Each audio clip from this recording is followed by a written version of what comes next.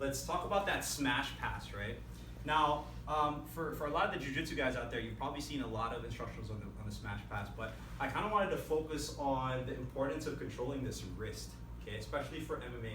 Now, Gaethje had an overhook, okay, and Khabib was able to split the legs already here, but he had an overhook, right? Now, if he's able to extend away from me and post on his hand, okay, like post up on your hand, yeah, like this, and uses that whizzer like this, it's gonna be harder for me to put my weight there, and now he's gonna put his right leg up, and that's gonna allow him to come up, right? Come back again.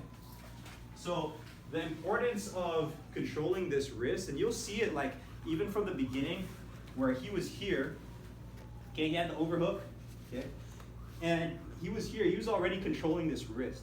And the reason for that is he doesn't want Gaethje to get up on his feet, okay, or get up on his palm. So when I have this, get up on your palm, use the whizzer, yeah, it's gonna be a lot harder for him, right? Now, when it's MMA, I can use this to strike, and the reason for that is I want space here. I want to be able to put my knee in, and if I can get my knee by the armpit, the better, okay? So if I go here, then I get to mount, right? So that's what ended up happening. The camera kind of switched in the middle of the fight, and some people don't know how he mounted. But if in jiu-jitsu, like if the guy is like blocking here, then I can have the cross face, right? Possibly flatten him out that way. But I want to open up this space. So Khabib was here, and then eventually he was able to clear that space, whether he's blocking the punches here or whatever. I'm gonna put my knee in, okay? And I'm gonna mount, okay? Now, Gaethje, let's back up here a little bit, kept the overhook, and he got flattened out here. He started grabbing the head. And the reason for that is because he didn't want Khabib to posture up and rain down punches. So this is the key takeaway here in this position, and you'll see it also in the second round. Anytime, freeze right there, anytime that there's space underneath the elbow and I can get my hip there, it's gonna be hard for him to put that down. Now, always think, if I wanna get an arm bar, I need to be able to get my hip underneath the space. If his elbow is down and I try to go for an arm bar, if I'm not underneath the elbow, I'm not gonna hyperextend anything, right? Because an arm bar is a hyperextension of the elbow. I need the fulcrum point to be my hip, right? So anytime this opens up, I'm gonna take that space. Now, how was I able to do that, or how was Khabib able to do that? Gaethje was grabbing his head. So as he's here, look at this space here. So now, Khabib was able to do this, and realizing this, Gaethje let go because now he knows that the armbar is coming, okay? So let's move here a little bit. This way. Oh, yeah. So now he knows that the armbar is coming, he starts defending, right? Now, here's the thing with Khabib. His S-mount was a little loose. It was kind of like down here. And ideally what we want is we want to be tighter, right? We want to cover the shoulder and we want to be tighter with our clamp here. So ideally we want to be here and we want to cover that shoulder, okay? And we want to be here. Now, if you think about how tight this is, he can't put his elbows down, which means I can attack the arms. And at the same time, there's no way for him to get out of the position. So for him, if I'm loose like this, he actually doesn't need to bridge or turn, right? All he needs to do is move like the hand of a clock. So his head's gonna go this way and his legs are gonna go the opposite way. That frees his shoulder and now his elbow can go down. What's gonna prevent that from happening is this clamp here, okay? And my thigh blocking the top of the shoulder, just like this. So now when he turns, go ahead, I just go with him, go all the way until we go all the way back to the camera. So I have that, okay? So ideally this is what I want, okay? But Khabib was here and he started hooking like this.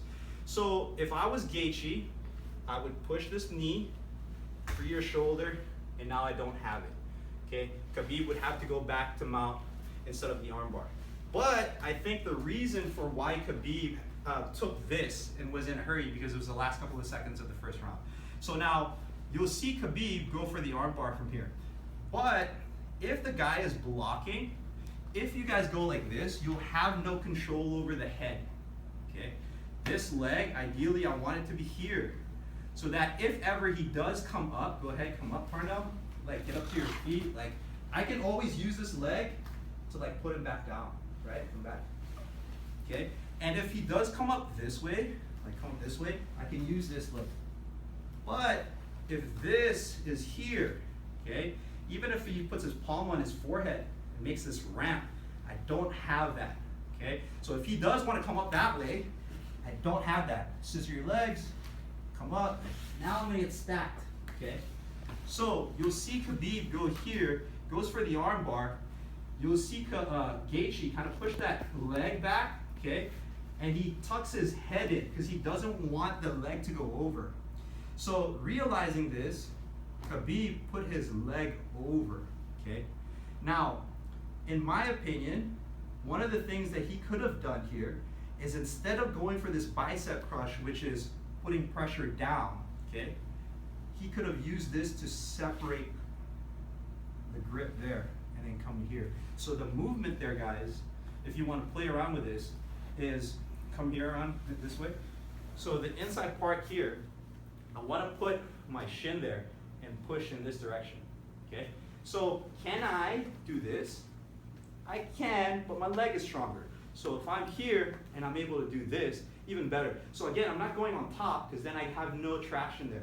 I go right here where there's like that divot there. And I use that to push that away, and then I can claim the arm, right? Now, if I want the bicep crush, oh, by the way, some people are gonna be asking, because you'll see videos where they'll do the other side, okay?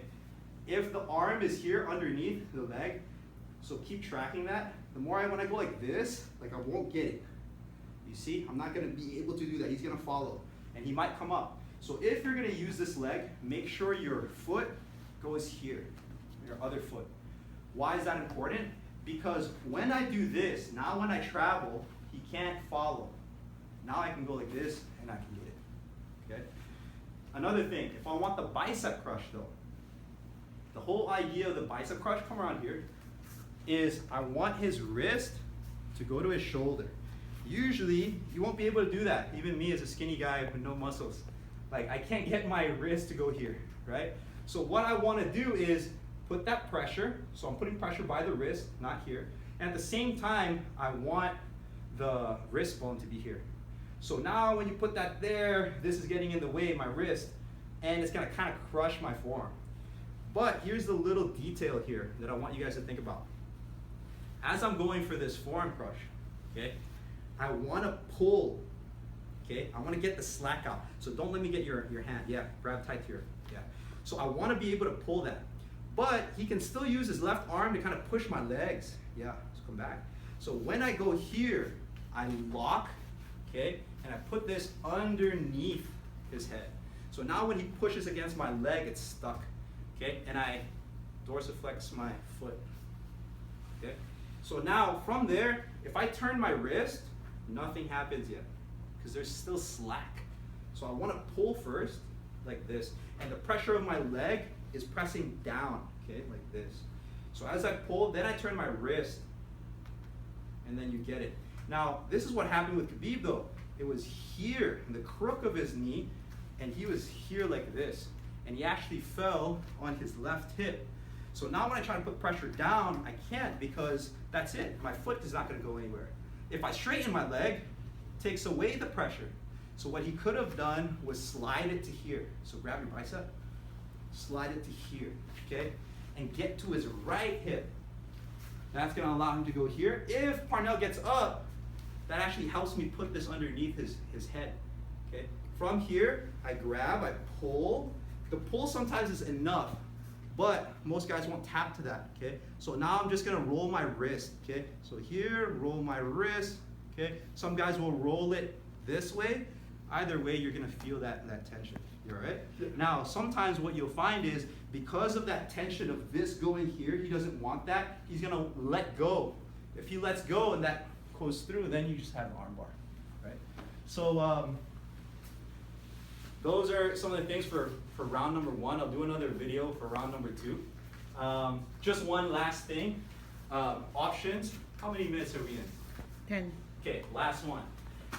Other options, when you guys are in S-mount, like I was talking about a while ago, the importance of this, and being right here and having your weight on his chest, okay? So I want my weight a little bit to the right and forward because that's where my hands are, so I can post. I want my weight a little bit this way, which makes this left leg light, okay? If I'm centered here, you'll find yourself having to swing to try to get the armbar. And when that happens, sometimes you leave room for him to scramble out. So I want to always get my left leg over the head before I sit, okay? So all I'm doing is I'm leaning this way. Now I can go here. But here's the thing that I want you guys to play around with. You can finish the armbar while on top instead of having to lie back down, okay? So let's just say he's like this, okay? And I'm trying to get to here. Even if he has this, as long as the wrist is out, I can do an armbar. So let's say he's like this, and I want his wrist to stick out, and I'm like this. I pull this in, I put my hip forward. You see how that sticks out like that? Now I just walk. Now you're probably thinking, oh, he still has this arm. That's fine. I go here, elbow deep, and I put my leg over. Now watch my left leg. My left leg is gonna make his neck bend, and all I'm doing is I'm gonna put my hip in as I straighten the elbow, okay, straighten that arm, okay, and for the tap. And one quick thing that you can do when he has this defense, okay, is instead of trying to break it and do that other one, you can also swim. Look. This is like one of the cleanest arm bars you can do because now look at this free hand. Call this the lonely hand, okay? He has no friend right now, so he's just gonna grab onto whatever he can. So you're probably thinking, I can't get underneath, right? It's tight. All you do is you go here and you keep walking, keep walking, keep walking. Look, keep tight, Parnell. So I just keep walking. It's kind of like when you're walking on the mat from mount. You just go like this, boom, boom, boom. Now he's got nothing here. I do the same thing, boom, finish, okay? If for some reason he gets his elbow up, boom, I still have this, okay? I can omoplata, or let's turn here a little bit, or I can keep this tight, monoplata, okay? So those are just some of the things that you guys can play around with. Watch out for the second video for part number 2 for round 2. Thanks, guys.